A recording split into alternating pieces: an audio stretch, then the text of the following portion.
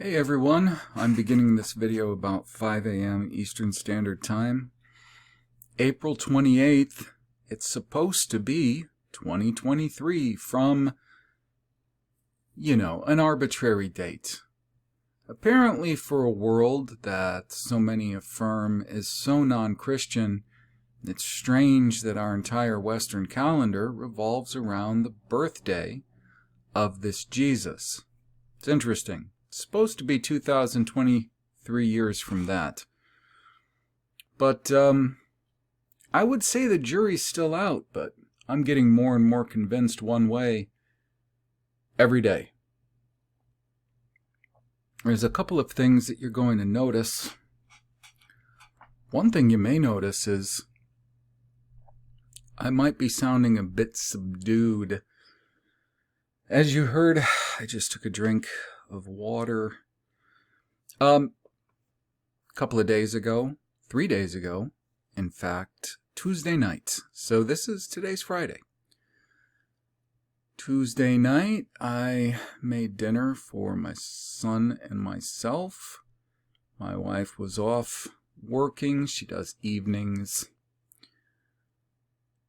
And I didn't feel very well. In fact, after dinner, I thought it was my nerves because my nerves have been so bad. I mean,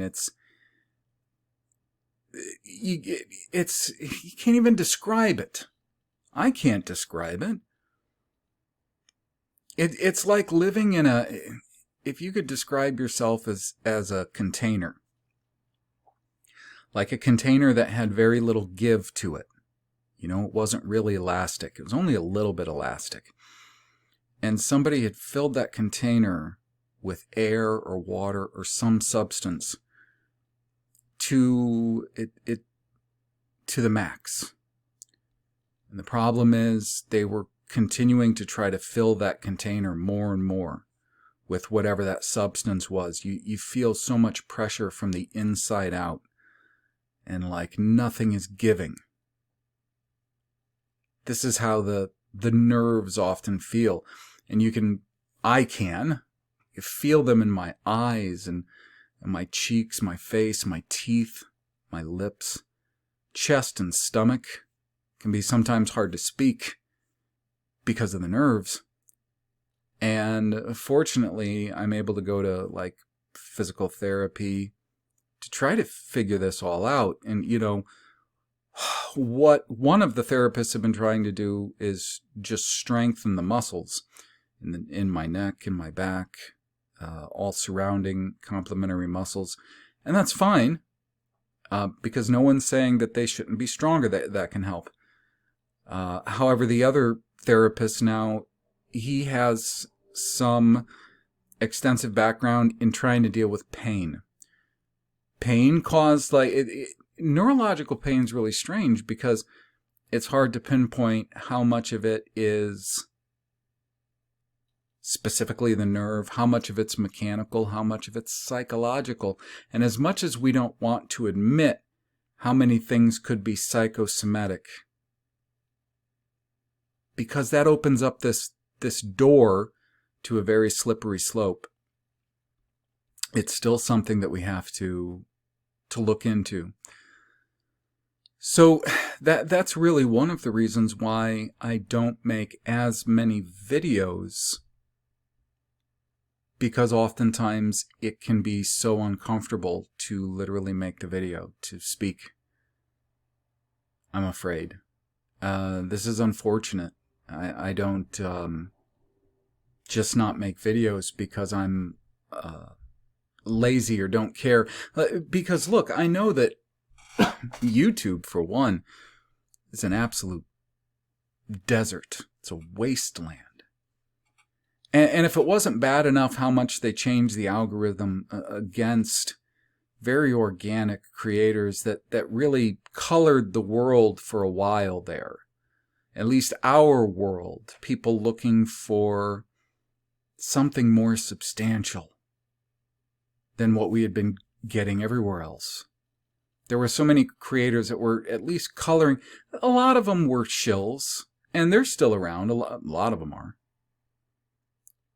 but at least we were getting more color. You could find pretty easily in a search, if not entirely organic content creators, at least a wide variety that were free to express opinions that were not popular.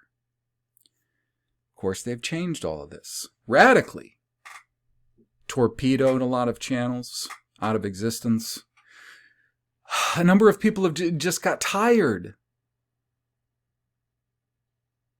And it's not, you know, there were plenty of people around there for years that they weren't opposed to debating a point in their comment section. I remember these people very well, often fondly, not because I shared their opinions, although some of them I think had far stronger opinions and better arguments than me on subjects at that time. We're talking about, it's 2023 now. We're talking about prior to 2019. I appreciated the fact that they were expressing an opinion, oftentimes based on a lot of research and experience they had done. Regular folks, some of them not regular folks, some of them malignant. But they were there. You could find either one pretty much, and plenty of. Any more? It's a desert. It's a desert. It's a wasteland. And now these new things are cropping up because not only have they successfully strawmanned some of the strongest, what am I supposed to say, conspiracy theories? And there's nothing wrong with that term, by the way, conspiracy. There's nothing wrong with the term conspiracy theory. People have turned it into some kind of a scornful expression. There's nothing wrong with it. Conspiracies, by definition, are more prevalent than theories are, by definition. Nothing wrong with it. However, since they've already burned down the straw men that they built on a number of theories, which they're doing right now with wrong, what do we call it? Wrong, alternative, faked history, geography. They're doing it with all of these very important topics. And what they're doing in the meantime, I've noticed all of these channels cropping up. Of course, they're essentially AstroTurf channels, AstroTurf creators. People that have anywhere from 250 to maybe 2,500 subscribers who, one thing, the level of work that is put into their videos is far above and beyond somebody who's an upstart with little experience, which of course they would have to be, and based on the date that they've started their channels, would have to be. Secondly, they are far too talented and skillful in crafting a presentation and executing it. I've been doing this for, 7 years. 7 years. And I'd like to think that I have a certain amount of skill and talent. And when I want to put together a presentation, I can do it. And I've done it. Though it's so time consuming, it's why I don't often do it. You see what I mean? And these people are coming from out of nowhere, it seems. And it seems like hundreds or more, probably more, of these outlets with, as I said, from just a couple hundred to just a couple of thousand subscribers, appearing to be sort of grassroots, organic, small-time creators They're giving us the appearance that there's still small-time independent creators out there with just the numbers. These people are nothing of the sort. They're pros. They're pros. And they're being meant to look like all of these small, upstart, grassroots channels are as interested in the same mindless, useless, unfulfilling, unredeeming garbage that all the big ones are with 1 million subscribers, 245,000, whatever. YouTube's a desert. It's a wasteland. It's dry and empty. There's nothing to drink. There's nothing to eat. And that's why, if I were able, time-wise and physically, mechanically able, I would produce far more. And know that I appreciate deeply, deeply and sincerely everyone who has supported me financially, who has supported me morally. More than you can know. More than you can know, really. I can't say enough about how much I do appreciate that. You know what? I'll use that as a quick transition and let you know while I've got you here. I did, in my downtime the last few days, seek out an outlet to produce some products for the Obery project. This will help in the sense that a lot of them are apparel.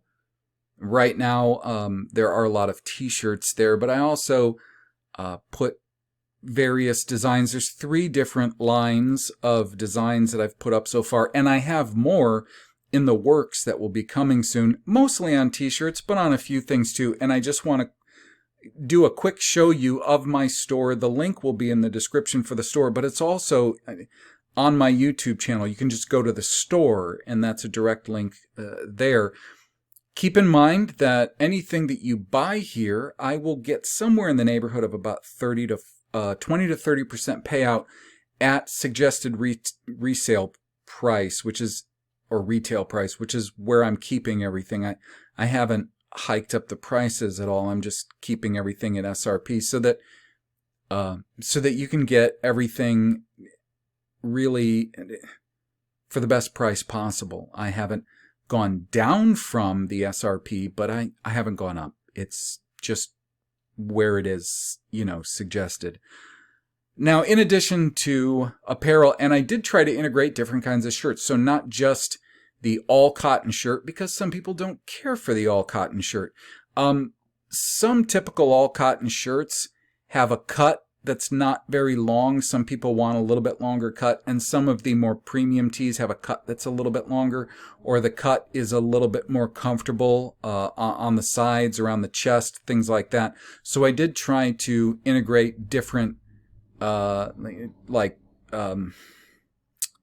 different kinds of fabric in the apparel. And because it's right on the cusp of summer, I didn't do any hoodies or long sleeves or anything like that. Now keep in mind, every product line that I produce, and like I said, I have 3, and you can see all 3 on the screen right now. One of them is the Good and Large Land - Wrong Place line. The other one is the full color banner slave gear, and all of this is going under slave gear. Why? Because it's a great statement. In general, you're a slave. If you're listening to this, you're either a slave or you're an agent for the enslaver. That's it. It's what it comes down to. It's pretty black and white. So this is slave gear.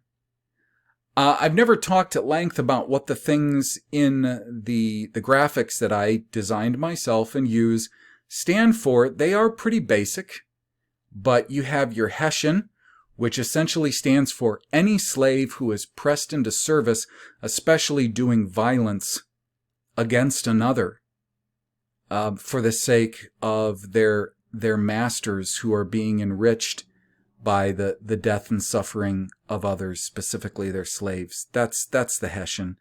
And simply because I'm German, and it, you know, you don't have to be German to appreciate that. You just have to be human. This is something that's gone on for a long time, and in my opinion, the last few centuries, far worse than maybe anything that preceded it. Maybe it's just a different flavor than the violence and terrible things that preceded it. You know, I can talk some other time about, you know, the symbolism of the water behind and the branches.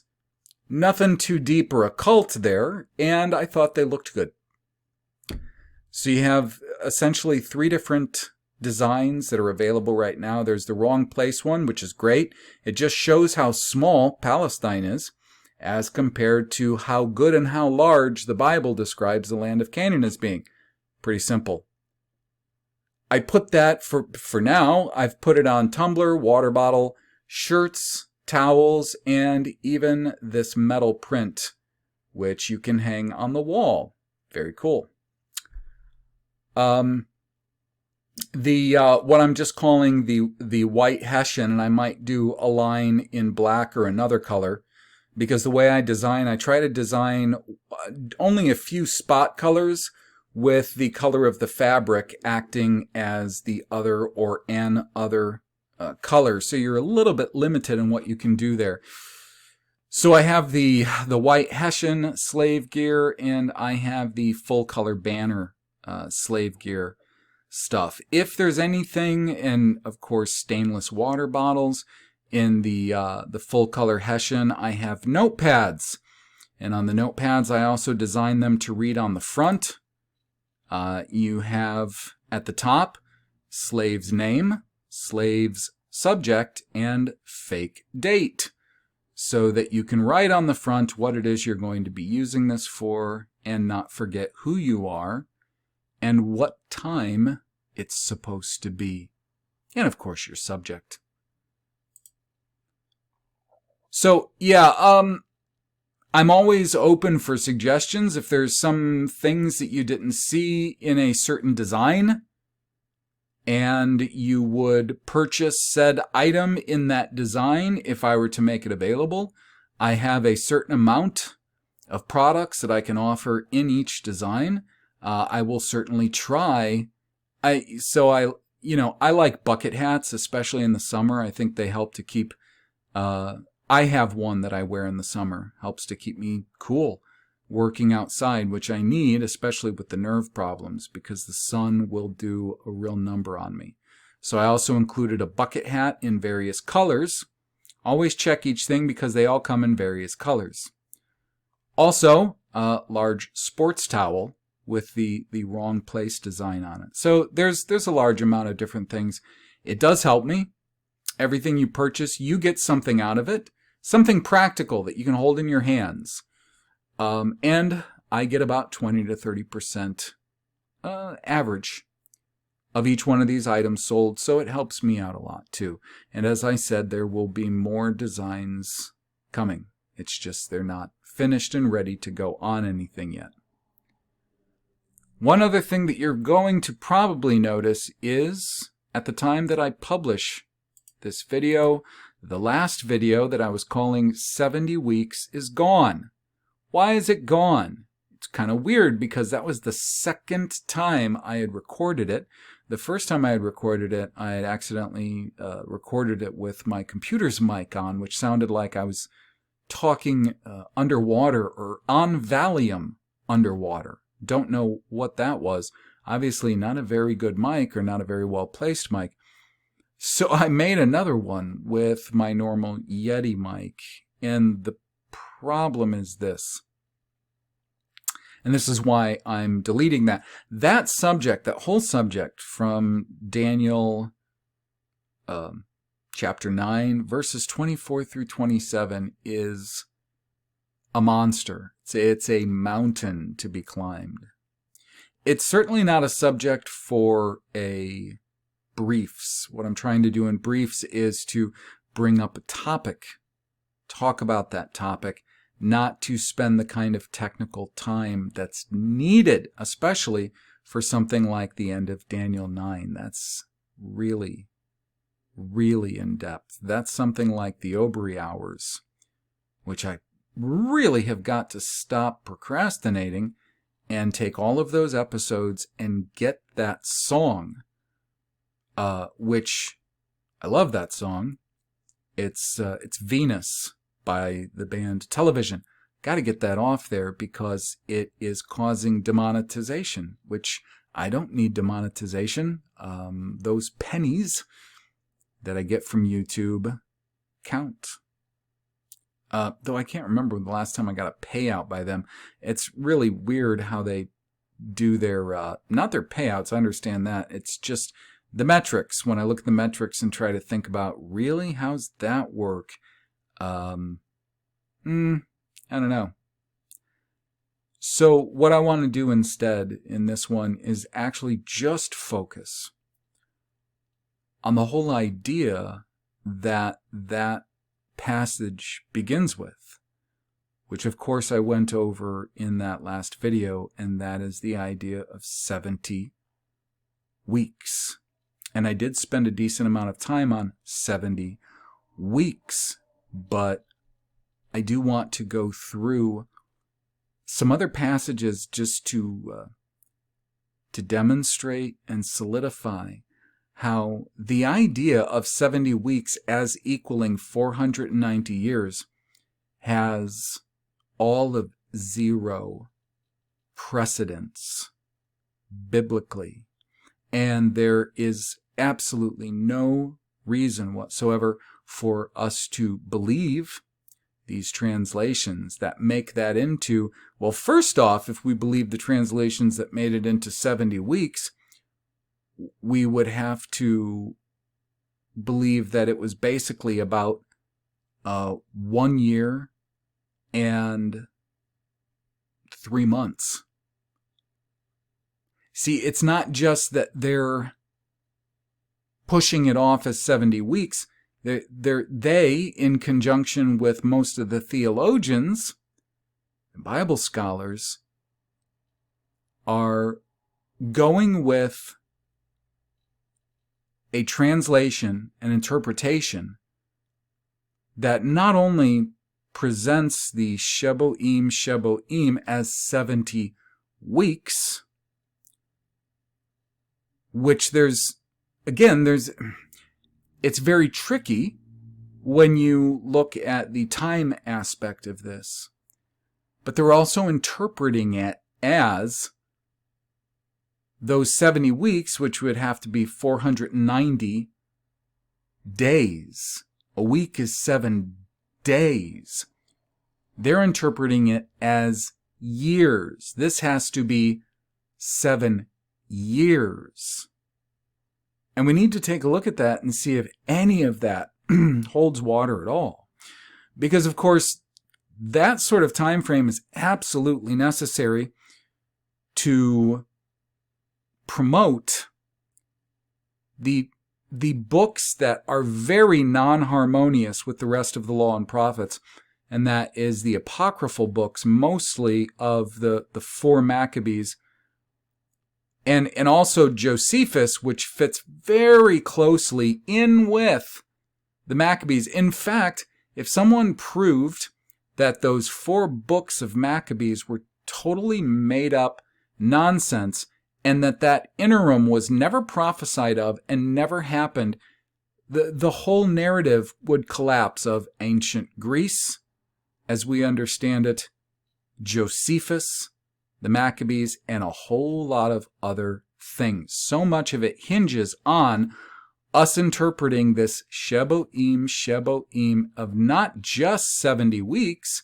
which would be 490 days, but specifically 490 years, with this whole, all of these events that they call, recorded in the books of Maccabees, and much of the other empty time filled in specifically by the works of Flavius Josephus.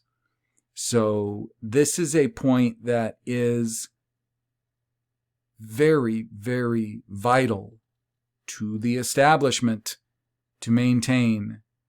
And what we're going to see is that it is not even close to being nearly strong enough. You see, there is a circular logic behind all of this. It's like sedimentary layers. How old do we know that a sedimentary layer is? Well, we know it's this old, and we can date the objects in it by knowing how old the objects in it are. So if we know that some shellfish supposedly lived 1 million years ago, then the other things we find in that layer we can say lived at the same time as the shellfish, which would give us a pretty good idea of the date of that sedimentary layer. So how do we know how old that sedimentary layer is? Well, because of the shellfish and the other things in that layer. You see, those things prove the age of the layer, and the layer proves the age of those things. It's circular, as is Daniel 9:24 through 27. Well, we're going to believe that ShBOYM ShBOYM means 490 years. Why? Well, because we know that ancient Greece existed and did certain things in these times based on ancient historians, including Josephus. Even though we can't really extrapolate any good proof from the Bible, we know that it must mean this, because we know that ancient Greece existed because of these so-called historians. It's circular. And what I'm trying to show you is that no, we don't know, based on anything biblical, any Bible evidence, that ShBOYM ShBOYM, which kicks off Daniel 9:24 through 27, in any way, shape, or form means 490 years. So as anybody who watched that last video where I, in my opinion, incorrectly stabbed at far too much regarding Daniel 9:24 through 27, I told you that it started out with ShBOYM ShBOYM. Those are the first two words, as you can see from these pastings from my still in the works OSK. So here's the problem. When we did a search, and I've got a lot of it written down here, I'll go through this one word, okay? I did a search of exact matches within the entirety of the Law and Prophets. That's currently as it stands from Genesis to Malachi in the Westminster Leningrad Codex, which is almost exactly the same as what they call the Masoretic text, which is actually the Mikriot. They're almost the same. So there's very few times when we're going to find any differences, and the Mikriot is harder to find in digital formats in order to turn that into an interlinear, which I guess would be ideal, but that's one of the reasons of going through slowly creating this interlinear. So anyways, these verses are the same. And most of the wording, again, the variations would be so minute. A lot of it actually just comes down to variations as far as what Strong's deems as a word or a term in the Masoretic text as compared to the Westminster Leningrad Codex. It's more a variation in the Mazora or the Nikud, the Nikudot, the dots and dashes. Okay, I just want to make that clear. So we're not looking at something with heavy variations. The only other text that's kind of out there in mass-produced form with some heavy variations from the Micriot, Gedalot, or Masoretic, that like the King James is based on, is called the Masoretico-Critical, which is tied to a guy by the name of Christian Ginsburg. He wrote a number of books, he, they, it, on this subject and produced this manuscript, the Masoretico-Critical. Okay, I have at the website Obery versions, so you can search the Obery terms, and I've explained what keys to use for searching in the Strong's the Strong's Obery concordance. So anyways, that's the only one with significant variations, so we can trust that most of these searches are right on the money as far as how they would have appeared in the version that was translated for the King James, which is the one that everything is revolving around as far as concordance, encoding, lexiconic, etc. So when you find exact matches of ShBOYM, and that's the form the word appears in, that's really important. The entry is not as important, because what you'll find is, if you start looking through entries of these words in Strong's Concordance, is that oftentimes the appearances of them in the text don't match the entry. In fact, that happens so often that it's just sickening. It's sickening, it's disheartening, it's saddening. So we have to look at exactly how it occurs. This takes time. So it does occur, this word ShBOYM, it does occur as the word 70. It does occur as the word weeks. And there's a point when it occurs as 2 weeks, and I don't know how they're able to pull that one off. Now it also occurs as they that were full, or to be full, to be fulfilled, fullness. And I guess that's kind of interesting that this word is used for week, like the fullness of a cycle. The fullness of a cycle. And it's also used in the sense of swearing something. And I think that might go back to an idea of fulfilling. To swear an oath, to fulfill. Now the cognates of it are also pretty close. We have ShBO, 7, ShBO, week, ShBOA, to swear. And then we're going back to the ideas we just discussed. Oath, full, fulfill, plenty. Had straightly sworn, satisfied. We are going back to the same idea of something fulfilled, and perhaps that's exactly what we're looking at with the idea of week being the fullness of a term or a cycle. Now, the first thing about all of this, what gave me pause and a lot of insecurity about the idea that this was even 70 weeks or being able to apply years to that or anything, is in the very same chapter when we're looking at Daniel writing about what he had been reading in Jeremiah.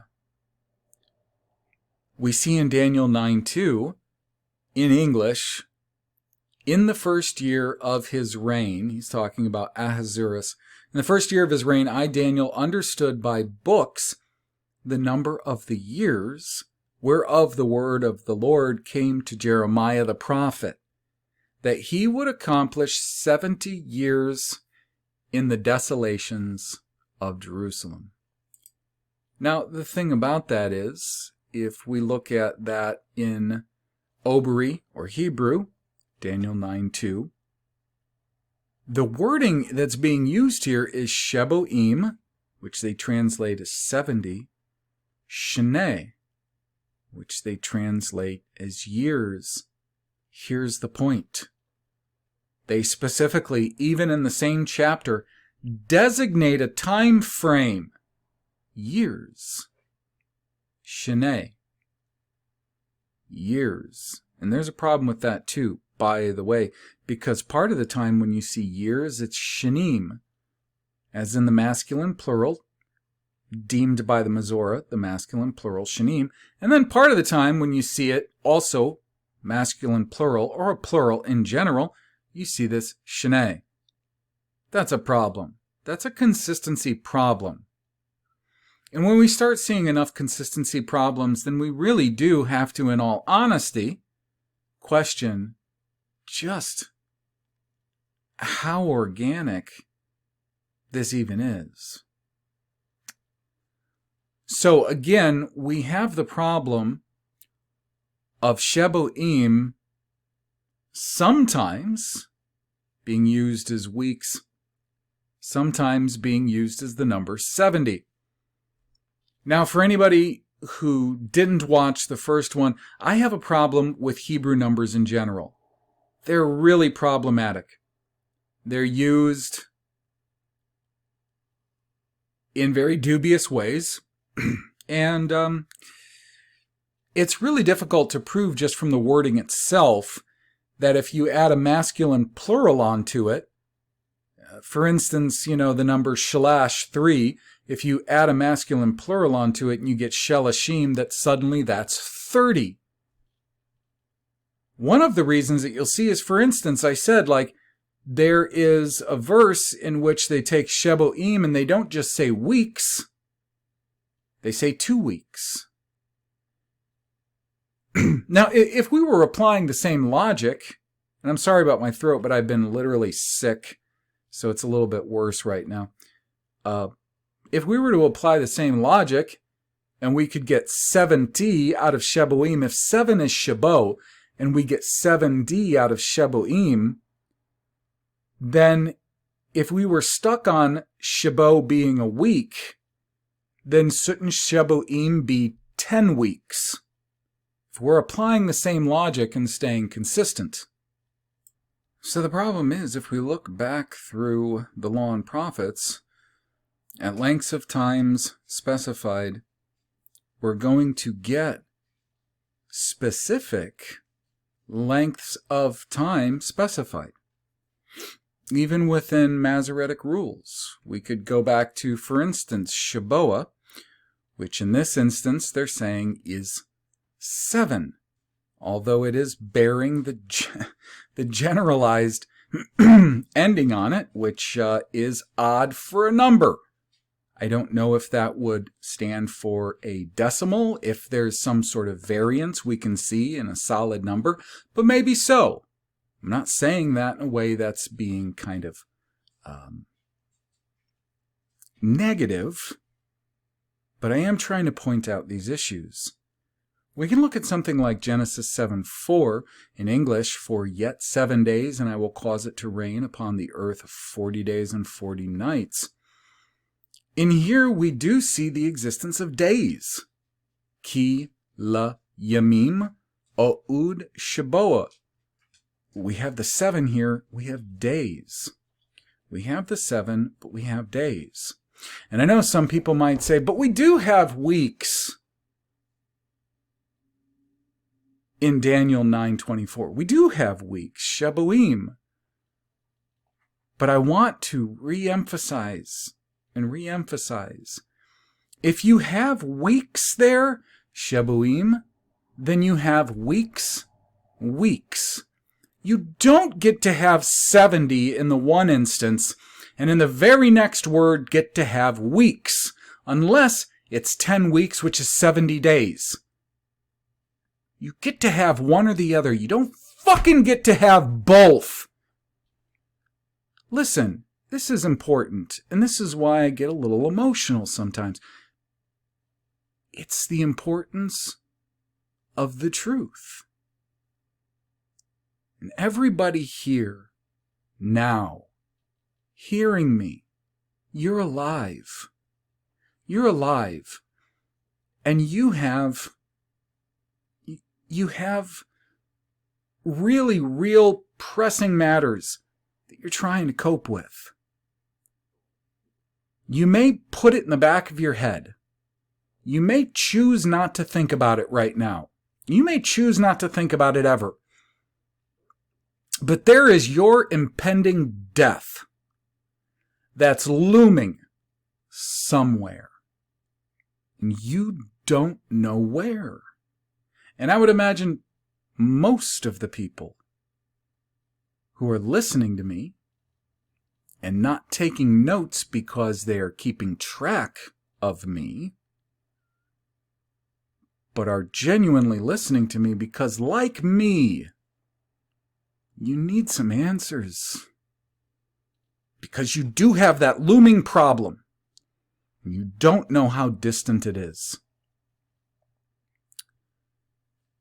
And if there was any other way that seemed like it was a far better solution or answer, you'd probably go after it, but there isn't any. Because if there's some way, there's some conduit, there's some path to the Creator, the one who made us, the one who decides how we live when we die, the quality of our life, if there's an afterlife or not, and the quality of that, then we need to try to understand Him. And I don't know of any other form of literature or anything else of substance that has a better chance of revealing these things to us, which are fundamental questions that some of us can't stand to even get through life without knowing or pursuing these.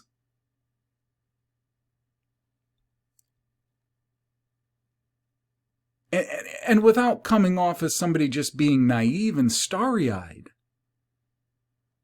I've been out there, I've looked around a lot, and I keep coming back to the Bible, most specifically the Law and Prophets, Old Testament,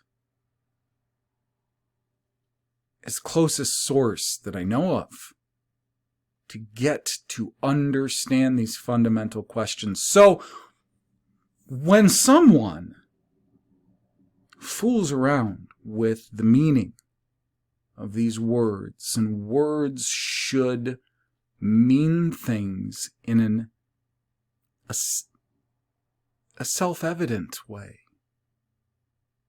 We shouldn't have to bow down at the feet of Noah Webster to know what a word means. When people start fooling with the meaning of that, and they start fooling with someone's quality of life, their state of mind, which can give them such a dark emptiness of the soul if they realize they don't have any answers. That means a lot to me. Not only personally, but broadly, outward, others, people who feel.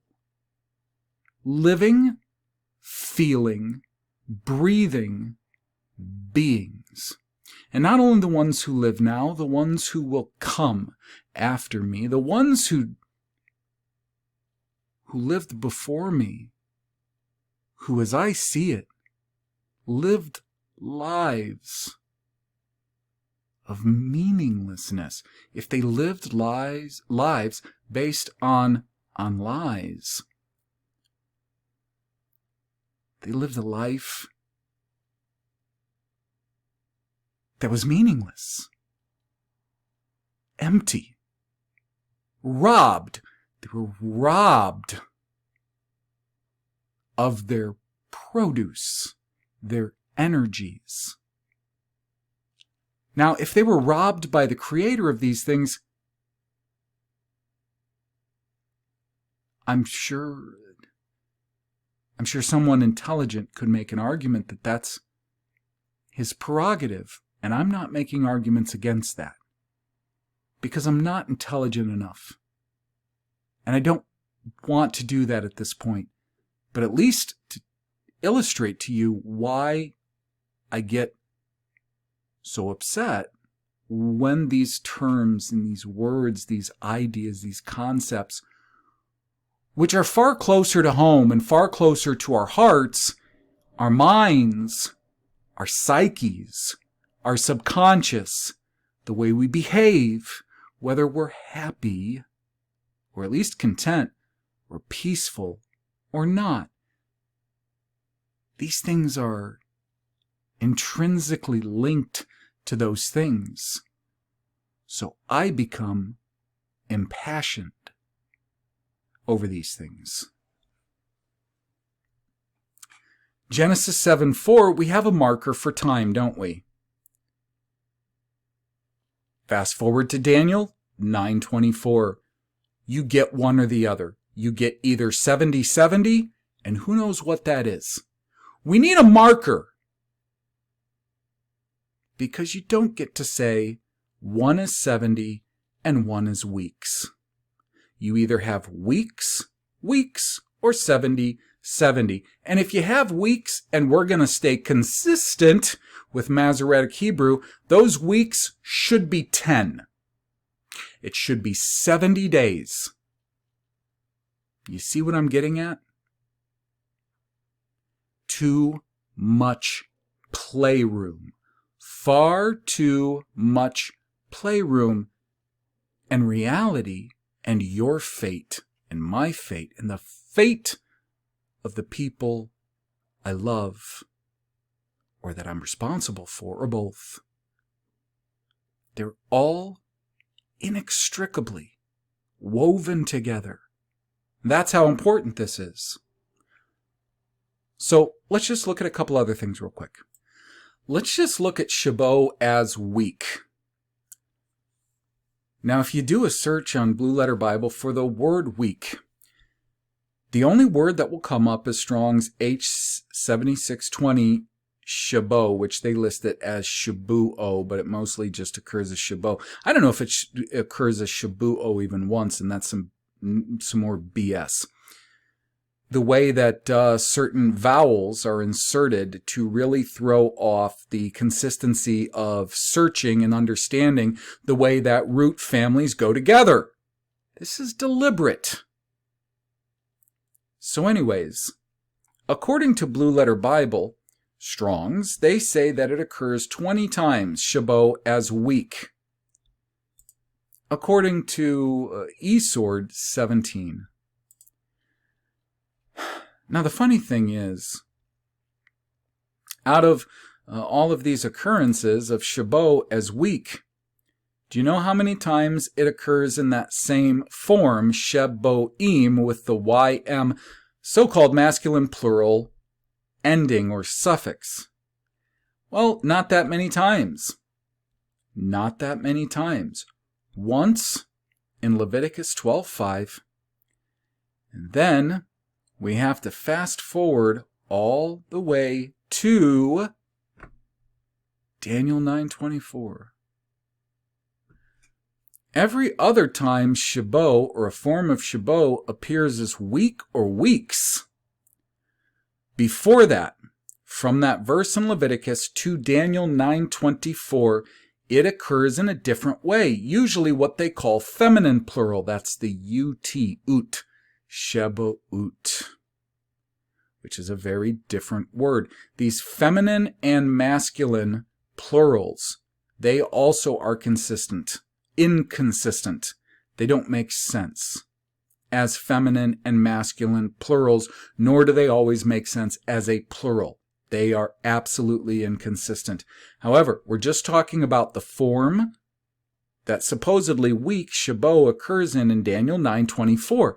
Now, the funny thing is, according to eSword, weeks has 17 occurrences, but half of those occurrences actually begin at Daniel 9:24. So it makes me think that there's a whole lot of emphasis, especially in these prophetic passages in Daniel, on ShBOYM being week. Weeks.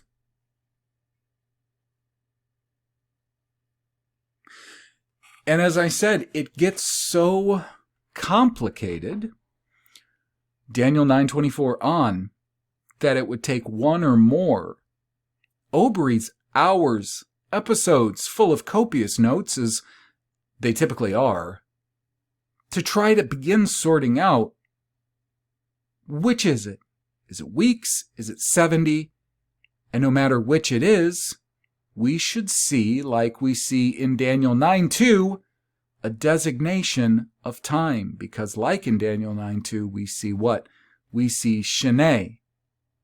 And even though it's not occurring as Shanim, like it probably should if that's years, we're still seeing some form of time. You know, and the odd thing is, the one other time that Shabo occurs as ShBOYM, it's regarding this, like the separation of a maid, and I believe it's supposed to be menstruation, right?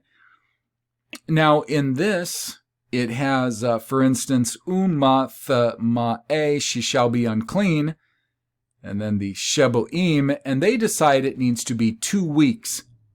There's nothing in here that tells us that it should be 2 weeks, but they decide that ShBOYM means 2 weeks. Doesn't mean 10 weeks, which it should, if ShBOYM every other time it occurs as a number is 70. If every time we see Shashim it's 60, where Shash is 6, then ShBOYM should be 10 weeks.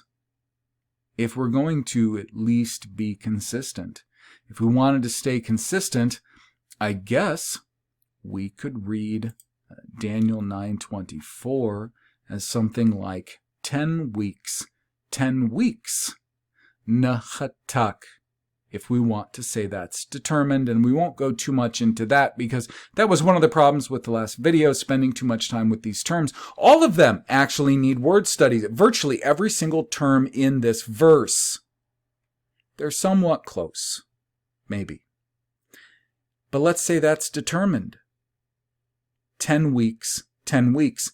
Well, there is, again, I pointed this out last time, but it needs to be pointed out again. There's absolutely no reason. There's no sign, no reason, no cue in the text to tell us that we're not looking simply at 10 weeks repeated. Why? It's repeated for emphasis. It's repeated for emphasis, and this is one of the things that I brought up last time, and I'm going to show you how this is not 70 and weeks, or even weeks put together, like as in should we add 70 days and 70 days, which of course is not going to get us that much. It's going to get us just over a year. Well, what if we were able to multiply? That would give us 13, almost 13 and a half years. There's nothing in the text telling us we can do that. Zero. They literally have to make one of these 70s, have to make the other weeks, and have to have that weeks be years for their version of history to hold any water. And the whole point here is that even if ShBOYM was 70, or even if ShBOYM were weeks, which it would have to be 10 weeks, and not just an arbitrary number of weeks. The point is, specifically with prophecies and prophecies of woe, doubles, or even triples, occur often, making that first word more emphasized. This, I posit, this is actually a clear case of emphasis of a word to elicit a far greater sense of something impending. And when we look at the subject matter of the rest of the verse and the verses ahead, of course, that there should be a sense of woe and dread. So we can find the first example, if I can even get to the book, because my whole screen is in the way. That's not good. Hang on a second. Okay, I'm going to have to do this manually. Because the way I have the software set up, it's actually in the way of some of this. I guess there's nothing I can do about that right now. I'm just going to get back to Genesis 37, and it's going to be verse 33, went too far. 37 and 33, and I'm going to show these to you in Hebrew so you know that this is exactly correct. So we're looking at a doubling of the word in this verse. We're looking at a doubling of the word therap, which in this case is rent in pieces. Therap, therap, for effect. We can look at the English translation, and he knew it. This is regarding the Joseph's brothers lying to their father Jacob about Joseph being killed by some apparently wild beast. And he knew it and said, "It is my son's coat. An evil beast hath devoured him. Joseph is without doubt rent in pieces." And in the actual text, he said it twice for emphasis. Rent in pieces, rent in pieces. And then he says his son's name with the verb on the front of it, essentially to say Joseph. Rent in pieces, Joseph. He said it for emphasis. Okay, Ezekiel 37:10. This happens a lot, this ma'ad. And this is supposed to be the vision that they call the Valley of Dry Bones, where Ezekiel is saying that he looked and he saw an army that was exceedingly great. But in the text, in order to emphasize that, he says heel, as in an army, gadul, great, and then he says mad. Says it twice for emphasis, so you understand exceedingly. Now this one's interesting because this is in Hosea, chapter 13, verse 6, and it's regarding the word in question, shabo. It's not being translated here as either weeks or 70. It's being translated here as filled. And in here, the prophet says, according to their pasture, and he uses it in two different ways, one as a descriptive and the other as a verb, but the exact word appears twice. He says, shabo. He's saying it twice for emphasis. Being filled, they were filled. Shabu. Twice in a row for no other reason than emphasis. We can see it in Numbers 8:16, where Yahweh is talking about something to be given to him. He uses the word that's typically translated as given, natan, natanim, ki, natanim, wholly given, twice for emphasis. Isaiah 6:3, everybody's familiar with this, where he's having a vision of what he says is Adoni, my Lord, on a throne. He says that these, whatever, things, objects, beings, creatures, flying around the throne, saying for emphasis, Kedush. Then they continue, Tzabeut of hosts, Malah, full, Kol, whole, Eretz, the earth, Kebadu of his glory. But those three, Kadush, they are there for emphasis. How about Ezekiel 21:27? We have the same word repeated 3 times for emphasis. It is essentially Awe, and then he goes on. I'll read you the whole thing in English. This time they actually do translate all 3 in English. I will overturn it, and it shall be no more until he comes whose right it is, and I will give it to him. This is not part of a specifically poetic passage. It's not being said specifically to be poetic or anything else. It's said for emphasis. We can even see phrases repeated for emphasis like Numbers 7:11. Literally the phrase Nashia, which they'll say is prince here, Ahad, they'll say is each instead of one, Le'iyum, his day. It's repeated. It said, so, I'm sorry, but the whole thing essentially in Obri, Iyamr, Yahweh, so he said Yahweh al Masha to Moses, Nashia Ahad Layum, Nashia Ahad Layum. And then goes on, Ye Karibu shall offer at Kerubim, the offering. But he's saying that whole phrase of 3 words twice in a row to drive it home and to emphasize it.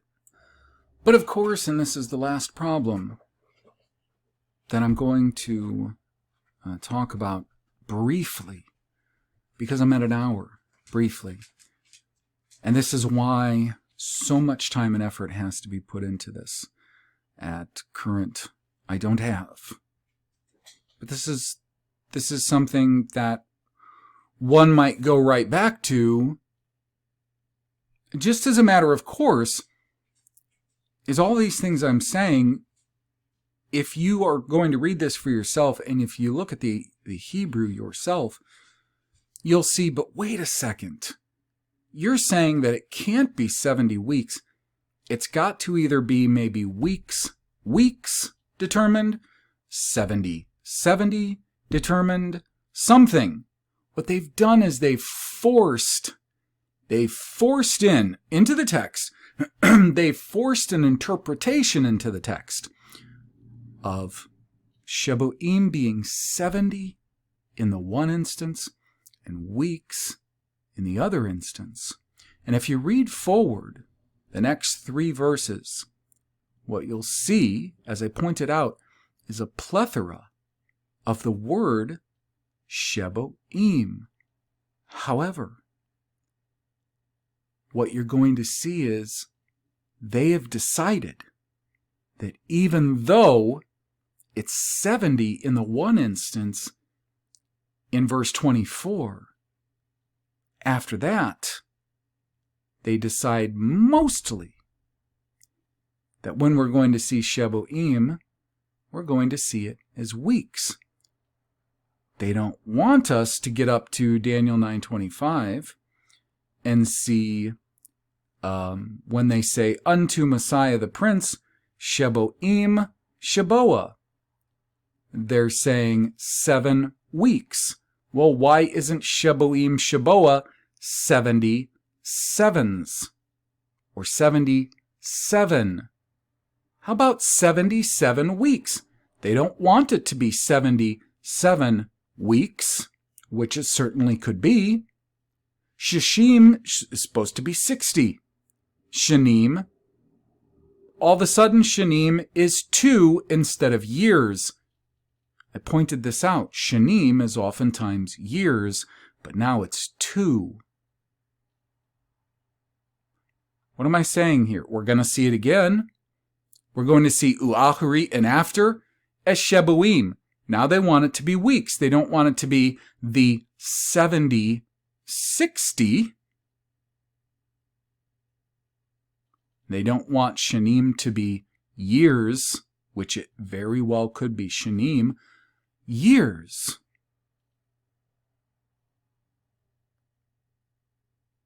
In fact, this may be, even though I'm not allowing for ShBOYM to be 70 weeks. If we understand for one thing that sometimes they want Shanim to be 2 and other times they want Shanim to be years, we could have an entirely different timeline we're looking at here with entirely different numbers, entirely different times being determined.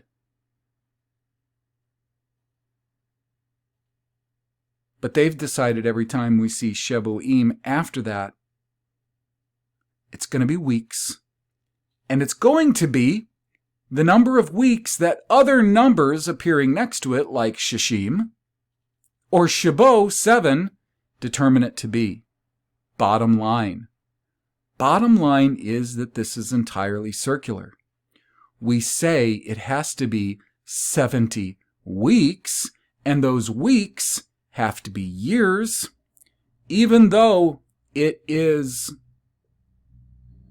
basically rare to never that we see that used in the context of years, and when it is very rare, that it's very difficult to prove that that's exactly what's going on, and most often it is going to appear with other words designating a certain time frame, as in this is more than 7 days.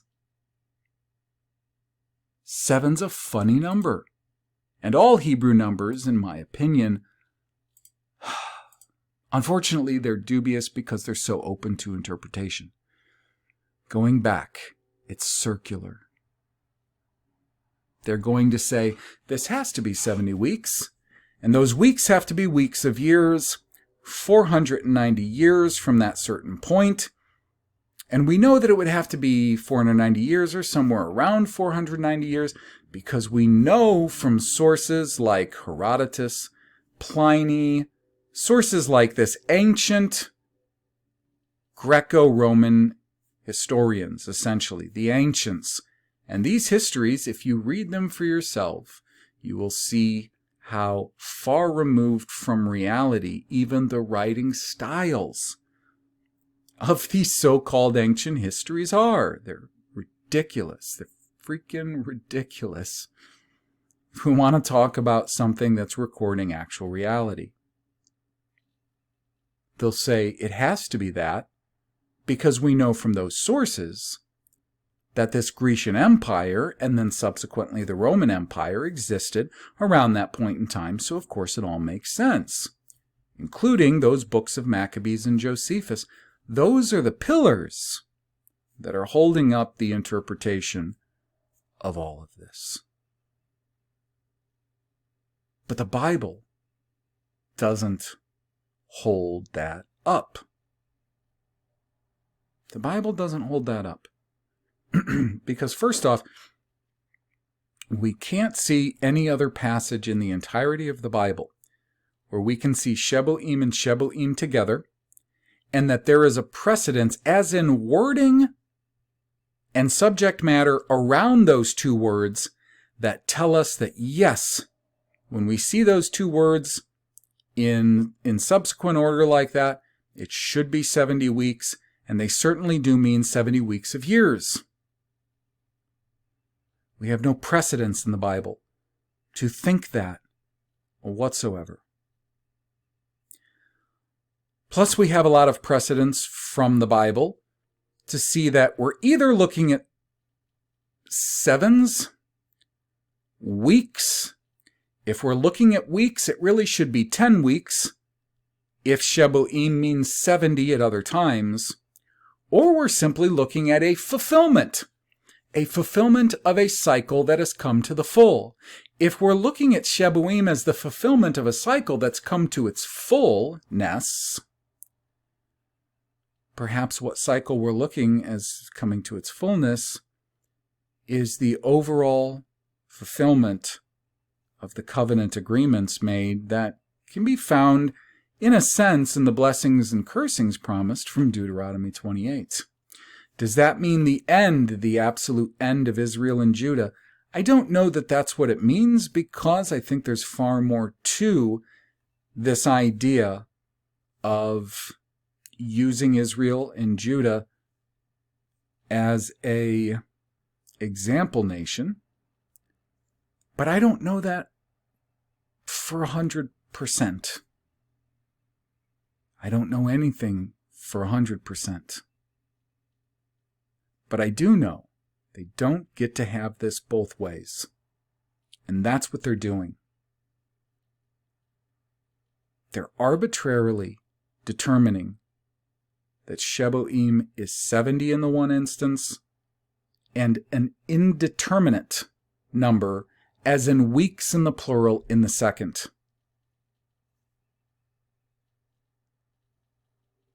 It's making it all entirely subjective.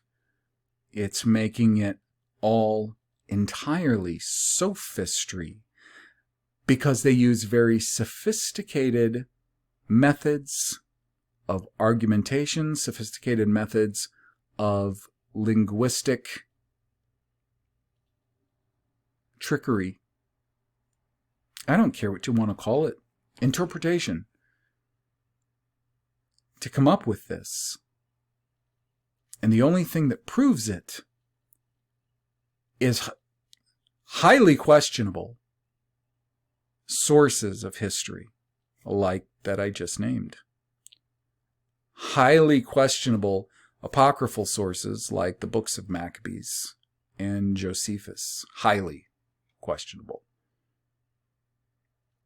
The point is, we don't know that really just a very, very small amount of time actually transpired from the point at which this remnant of people from Judah were told they could go back and rebuild, and this next subsequent kingdom, if we can trust the translations from Daniel, and there seems to be some material from other prophets supporting that, this kingdom of Yun coming in after, behind Mahdi and specifically Paris. And things going downhill very fast. And here's the thing, we know from the trajectory that the leaders of Judah were projecting just in the books of Ezra and Nehemiah that things weren't going to last almost 5 centuries. They weren't going to last 5 centuries. The way that they were going once they got back, I'd be surprised to find out things lasted 5 decades. That's how messed up everything was immediately upon them returning. Immediately.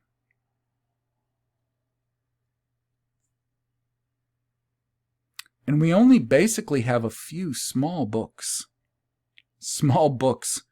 of prophecies even claimed to be written around that time. It's certainly not a situation, when you read and pay attention to what Ezra and Nehemiah are saying happened. It's not a situation that you could look at and say, oh yeah, that's something that could last 5 centuries. No way. No. Judah went back to their same old BS. Like immediately. We're not talking about just the average Joe, the average Judah Joe. We're talking about the priests.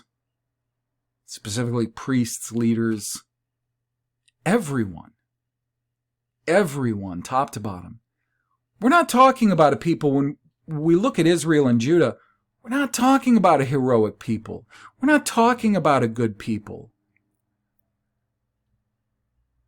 And I'm not saying they were better and worse than any other people necessarily, but we're not talking about a heroic people. We're not talking about a people that, like the Christian identitarians, laud as like the hapless victims. No. Bullshit. Just because they're the subject of much of the law and prophets doesn't make them the protagonist, doesn't make them the hero. It simply makes them the subject. And if we're not going to look at this objectively, then we're going to have a real hard time figuring out what all this is saying.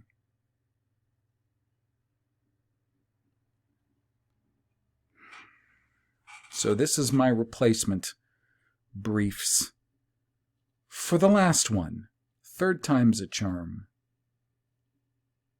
And outside of this one, I won't get back to this subject unless it is in a far more detailed, in-depth form, because it requires it.